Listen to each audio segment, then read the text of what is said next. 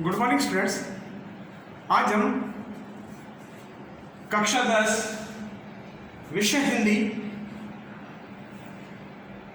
पद्य भाग पाठ संख्या 5 पर्वत प्रदेश में पावस सुमित्रा नंदन पंथी द्वारा लिखित कविता पाठ को पढ़ेंगे। इस कविता पाठ को पढ़ने से पहले हम कुछ महत्वपूर्ण बातें जो आपको बताना चाहिए।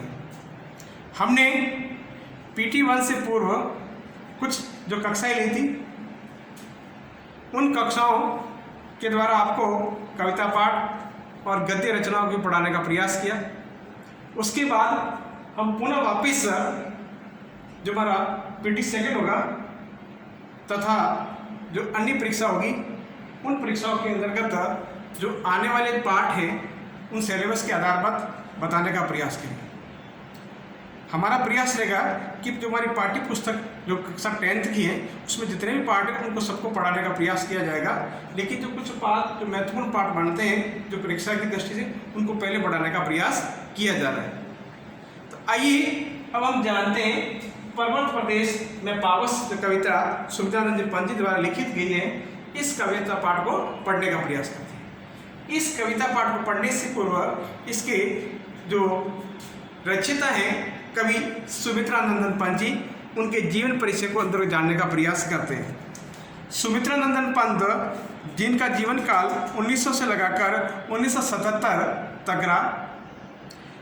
कहते हैं कि 20 मई 1900 को उत्तराखंड के कोसानी अल्मोड़ा में जन्मे सुमित्रा नंदन पंत ने बचपन से ही कविता लिखना शुरू कर दिया था। 7 साल की उम्र में स्कूल में काव्य पाठ के लिए पुरस्कृत हुए। 1915 में स्थायी रूप से साहित्य सर्जन शुरू किया और छायावाद के प्रमुख स्तंभ के रूप में जाने जाते हैं। पंथी की आरंभिक कविताओं में प्रकृति का प्रेम और रहस्यवाद झलकता है। इसके बाद वे मार्क्स और महात्मा गांधी के विचारों से प्रभावित हुए। इनकी बाद की कविताओं में अरविंद दर्शन का प्रभाव स्पष्ट नजर आता है। जीविका यानी जीवन को प्राप्त करने के लिए या जीवन को चलाने के लिए या जीविका के क्षेत्र में पंथी उदय शंकर संस्कृति केंद्र से जुड़े, आकाशवाणी के परामर्शदाता रहे, लोकायतन सांस्कृतिक संस्था की स्थापना की। 1961 में भारत सरकार ने इन्हें पद्म भूषण सम्मान से अलंकृत या सम्मानित किया। हिंदी के पहले ज्ञानपीठ पुरस्कार विजेता हुए। पंथी को कला और बूढ़ा चांद कविता संग्रह पर 1960 में साहित्य अकादमी पुरस्कार, 1969 में सिदम्बरा संग्रह पर ज्ञानपीठ पुरस्कार सहित अनेक पुरस्कारों से सम्मानित किया गया। उनका निधन या उनका देहांत 28 दिसंबर 1977 को हुआ। इनकी अन्य प्रमुख कृतियाँ वीणा, पल्लव, युगवाणी, ग्राम्या, स्वर्ण किरण और लोकायतन इनकी प्रमुख पुस्तकें जो इनके द्वारा लिखी गई। आइए हम जानें कि पर्वत प्रदेश में पावस के माध्यम से कवि सुमित्रा नंदन पंथी हमें क्या बतलाना चाहते हैं। कवि कहते हैं कि भला कौन होगा जिनका मन पहाड़ों पर जाने को न मचलता हो, यानी जाने की इच्छा न होती हो, जिन्हें दूर हिमालय तक जाने का अवसर नहीं मिलता, वे भी अपने आसपास के पर्वत प्रदेश यानी पहाड़ों के प्रदेश में जाने का अवसर शायद ही हाथ से जाने देते होंगे। यानी हर एक व्यक्ति चाहता है कि मैं कुछ न कुछ ऐसे रमणीय या जो रोमांटिक कह सकते हैं या ऐसे सुंदर स्थान है जिनको देखने का बिल्कुल मन बनता हो। ऐसे में कोई कवि और उसकी कविता अगर कक्षा में बैठे बैठे वह अनुभूति मन एहसास दे जाए, जैसे वह अभी अभी पर्वतीय अंचल या पर्वतीय अंचल में घूमकर या विचरण करके लौटा हो, तो प्रस्तुत कविता ऐसे ही एक रोमांस और प्रकृति के सौंदर्य को अपनी आँखों से निखरने की अनुभूति मन एहसास देती। यही नहीं, सुमित्रा नंदन पंत की अधिकांश कविताएं पढ़ते हुए यही अनुभूति या यही एहसास होती है कि मानो हमारे आसपास की सभी दीवारें कहीं विलीन यानी समाप्त हो गई हो और हम किसी ऐसे रम्य मन घूमने विचरण करने वाले स्थान को कहा गया है कि रम्य स्थल पर आप पहुँचते हैं जहाँ पहाड़ों की अपार श्रृंखलाएँ यानी छोटियाँ हैं और आसपास झरने बह रहे हैं और सब कुछ भूलकर हम उसी में लीन या तल्लीन रह जाते हैं। महाप्राण सूर्यकांत त्रिपाठी निराला ने भी कहा था कि पंछी में सबसे जबरदस्त कौशल या स्किल है जो है वह शैली की तरह अपने विषय को अनेक उपमाओं से संवार कर मधुर से मधुर और कोमल से कोमल कर देते हैं, यानी मीठे से मिठास भरकर उस विषय वस्तु को प्रस्तुत करते हैं। तो आइए, ये था उनका सार पंछी द्वारा लिखित कविता का।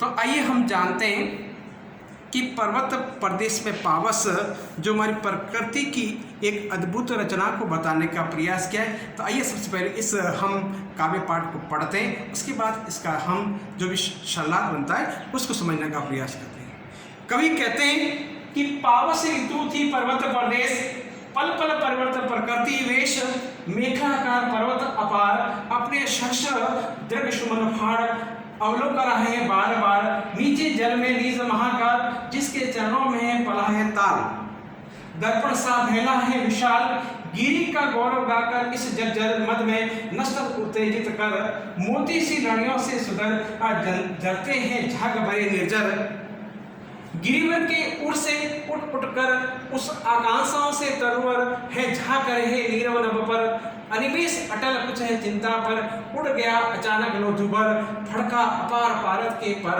रव शेष रह गए हैं निर्जर है, टूट पड़ा है भू पर अंबर, दस गए धरा में ये सभ्य शाल, उठ रहा है धुआं जल गया है ताल, यो जलद यान में विचर विचर कर था इंद्र खेलता है इंद्रजाल।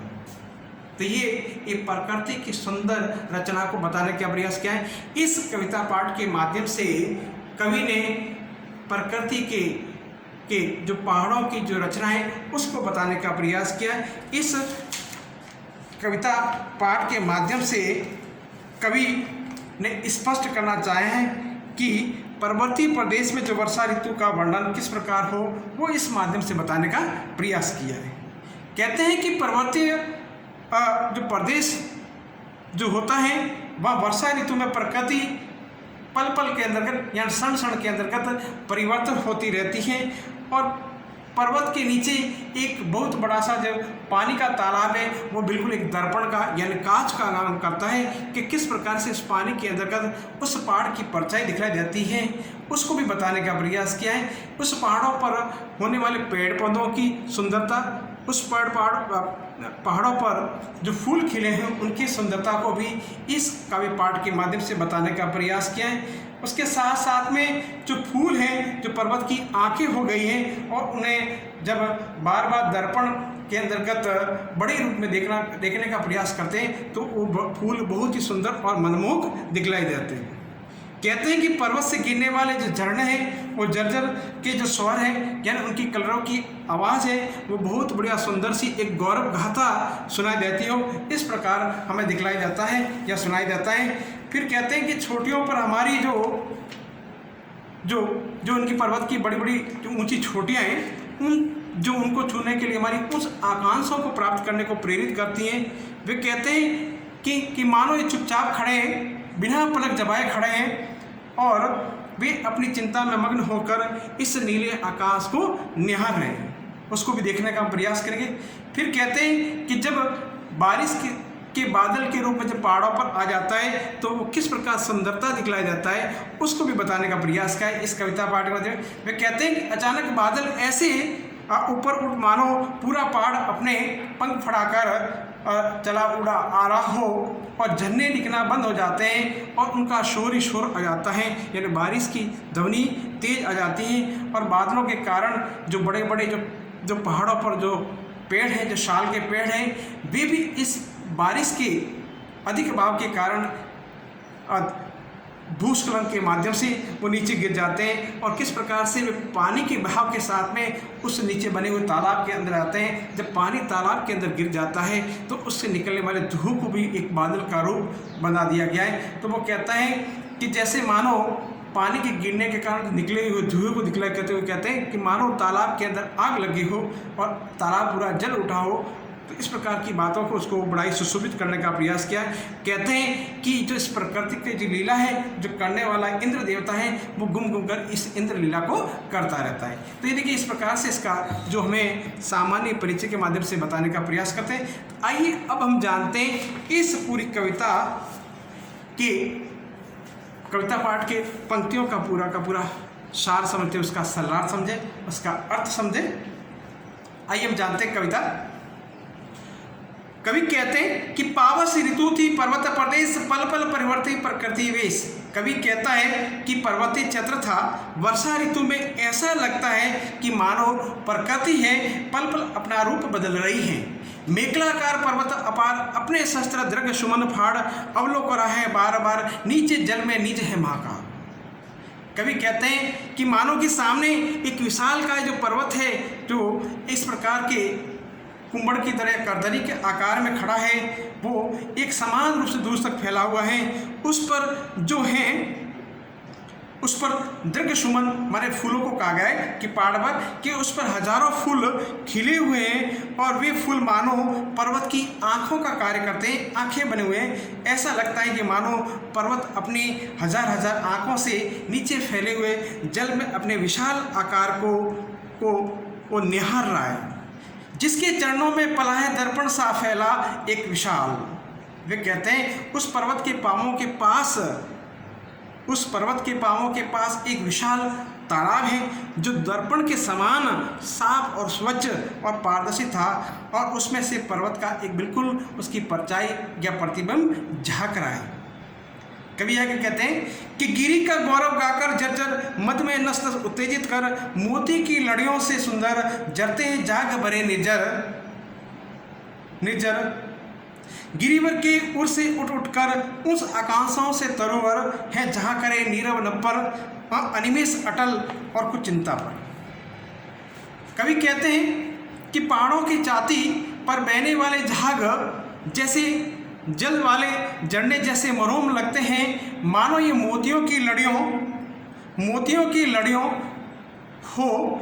ये जर्जर की ध्वनि से मानो पर्वत की महानता का गुणगान कर रहे हैं। इस स्वर को सुनकर दर्शकों की नस नस से उत्तेजना भर जाती है और वे उत्साह और उमंग से ओतप्रोत हो जाते हैं। इसलिए कहते हैं कि पहाड़ की छाती में से उठकर निकलते हुए ऊंचे वृक्ष मन में उठी ऊंची आकांक्षाओं के समान लंबे हैं। ये शांत आकाश में जागते हुए एकदम बिल्कुल अनिमेष अटल और कुछ चिंता पर। वे कहते हैं मौन है, अपलक है और यानी बिना पलक जमाए हुए देख रहे हैं और चिंता के अंदर लीन खड़े, मानो आकाश का रहस्य को सुलझाने में लगे हुए हैं।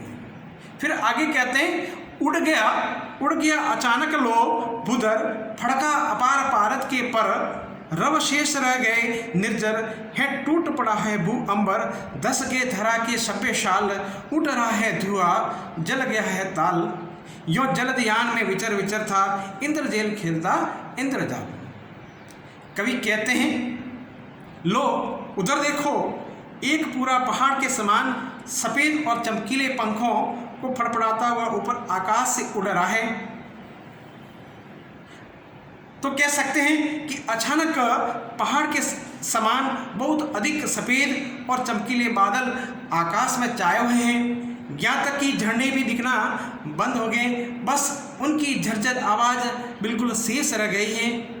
कहते हैं कि तुरंत बाद उन बादलों में इतनी वर्षा हुई कि लगा जैसे आकाश धरती पर टूट पड़ा हो, उससे बारिश रूपी बाणों से धरती पर आक्रमण कर दिया हो। साल के जो पेड़ हैं, साल के पेड़ बादलों के झुंड में ऐसे धसे हुए प्रतीत हो रहे हैं कि लगता है मानो वे भयभीत होकर धरती में धस गए हों। तालाब के जल से इस धुआं उड़ने लगा है, मानो तालाब के जल में आग लग गई हो और इस प्रकार वर्षा का देवता जो इंद्र है बादल रूपी जो विमान में घूम घूम कर अपनी जादू खेल दिखा रहा है, तो हम कह सकते हैं कि वर्षा में पहाड़ पर क्षण क्षण में अद्भुत या अनोखा दृश्य दिखाई देते हैं। तो देखिए इस कविता पाठ के माध्यम से कवि सुमित्रानंद पंत जी ने में पर्वतीय प्रदेश के रमणीय स्थल को रूप में बताने का प्रयास कि किस प्रकार की वर्षा ऋतु के अंतर्गत पर्वतीय प्रदेश के अंतर्गत जो परिवर्तन होता है वो इस कविता पाठ के माध्यम से बताने का प्रयास किया। जब बारिश का प्रारंभ होना और प्रकृति का किस प्रकार दिखलाई देना वो इस कविता के माध्यम से बताना है। जिस फिर धीरे धीरे देखिए पहाड़ों के ऊपर जो सुंदर फूल दिखलाई देते हैं या उन पर जो पेड़ पौधे उनका भी बढ़िया ही मनोहर वर्णन करने का प्रयास किया है। तो देखिए इस कविता के पाठ के माध्यम से कवि ने कक्षा में बैठे बैठे बालकों को पर्वत प्रदेश का पूरा का भ्रमण बताने का प्रयास किया है या भ्रमण रूपी आनंद दिखाने का प्रयास किया है जो इस कविता पाठ के माध्यम से मिलता है। धन्यवाद।